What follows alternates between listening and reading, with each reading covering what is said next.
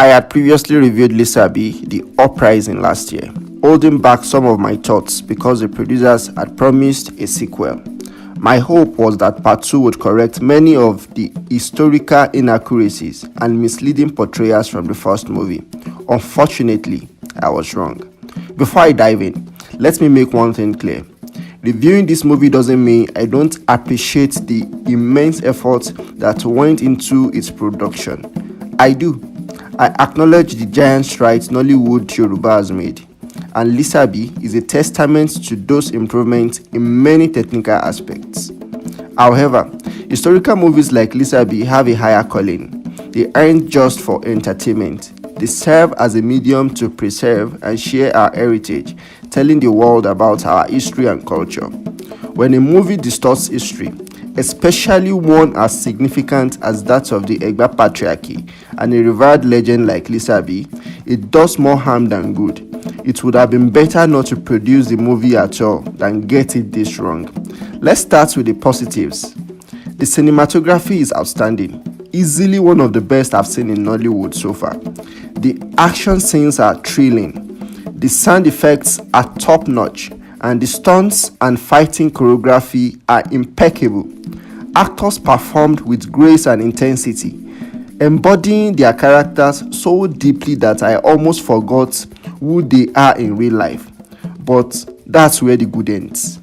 The movie opens with Babagba Usulanke, played by the legendary Adedimeji Salami, narrating a mythological tale about the son of Oduduwa, Okambi, and his 7 children, including Inuade, said to be the mother of the Owu people.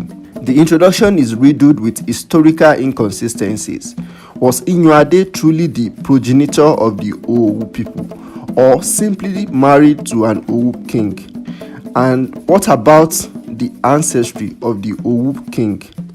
How does this connect to the history of the Egba people? It is critical to note that the Egba people and the Owu people are not the same. Yet, the movie blurs this distinction. The old Oyo Empire dominated Egba territories due to its military prowess, not because Inuade asked the descendants of Oduduwa to contribute to Oromiyan, as the movie suggests. The portrayal is not just wrong, but also deeply misleading. Additionally, not all Yorubas are descendants of Oduduwa, as the movie tries to imply. Many trace their lineage to other great patriarchs like Obatala and Oronfe Onilena. Ẹ má jẹ́ ká ń ṣe mistake o, ẹ jẹ́ aṣọ fáwọn ọmọ wa o, àwa iṣẹ́ ìgbà o, ògùn ni wa o. Àti Igbó Ẹ̀gbá wá sí bí o. Mo ti ṣe léèrí, bí ẹ bá dẹ̀ máa mú mi sí kí wọ́n mú mi sí. Nígbà tí Aláké ní pẹ̀dé bẹ̀rẹ̀ Ẹ̀gbálà, mo lọ bá mo ní Aláké ọ̀fà tó gbàlà mọ̀ o. Níṣètò pé Aláké ọ̀fà Ẹ̀gbálà á mọ̀ lé ní ìjẹ̀gbálà ńdò, Owú láǹdì kì í ṣẹ̀gbálà ńdò. Sẹ́rí ó ṣe pàtàkì fún gbogbo wa lọ́kùnrin lóbìnrin lọ́ba ìjòyè lọ́mọdé lágbà ní ìlú Òwu ká mọ ìtàn wa. Historically, the Egbas rose against and killed the Ilaris due to their oppressive conduct. But the movie portrays the revolt as a catalyst for a vengeance from the Oloyo, who supposedly sent an army in retaliation. This never happened in history.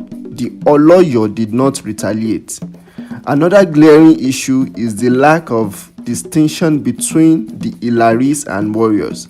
While some Ilaris were trained to fight, they were not the primary military force of the old Oyo Empire. The old Oyo Empire had a structured military led by the Bashorun and the Ààrẹ Ọ̀nà Kakanfò. Ignoring this complexity oversimplifies the sophisticated military hierarchy of the time. As I mentioned in my first review, the movie focuses excessively on spiritual powers, neglecting the strategic and military brilliance of our ancestors. In reality, the Yoruba military system was organized with roles like Kakanfo, who is the Generalissimo, then Otun Kakanfo, the commander of the right wing, then we have Osika Kakanfo, commander of the left wing, and Baloguns, who were the warlords. The brave Esoikoyi warriors, famously known for their fearlessness, were also a key part of the Oyo military structure. Àwọn Esoikoyi tí wọn ò gbọdọ̀ fi ẹ̀yìn gba ọfà. One of the most troubling scenes is when the Oloyo, played by Odunlade Adekola, is summoned to view the corpses of the Ilaris killed by the Egbas. In Yoruba culture, kings are forbidden from seeing corpses. This oversight is a significant cultural blunder. The dialects spoken in the movie also leave much to be desired. Aside from Lisabi, acted by Lateef Adedimeji, Akiolu, acted by Kolawole Ajeyemi, and the Egba chief, acted by Kayode Akindina Paragon, the rest of the cast struggled to speak the Egba dialect convincingly. Bejide, acted by Olumide Oworu, couldn't even manage a standard Lagos Yoruba accent, let alone the Egba dialect. For a historical movie, this is unacceptable. Then there are the anachronisms.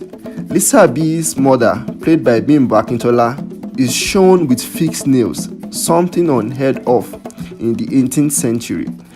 Baby Lisabi is seen in a modern diapers. These details might seem minor, but they ruin the historical immersion. The use of tribal marks was inconsistent and inaccurate. Tribal marks were a significant means of identification in those days, yet the movie carelessly gives Lisabi's mother Oyo tribal marks and has Kelvin Ikeduba wear barely invisible inconsistent Oyo tribal marks. Lastly, the movie fails to tell a cohesive story. While it maintains that there are multiple accounts of how Lisabi died, it glosses over the most widely accepted historical version, that the Egba nobles conspired to kill Lisabi in his old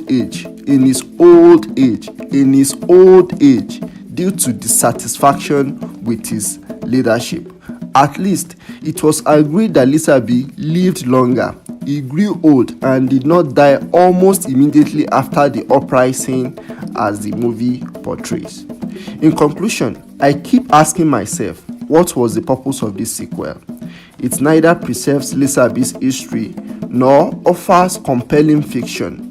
The storyline is weak, riddled with inaccuracies and full of unnecessary scenes.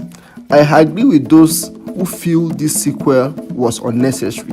I am rating Lisabi, A Legend is Born, 3/10. Let fiction be fiction. Let history be preserved. Thank you.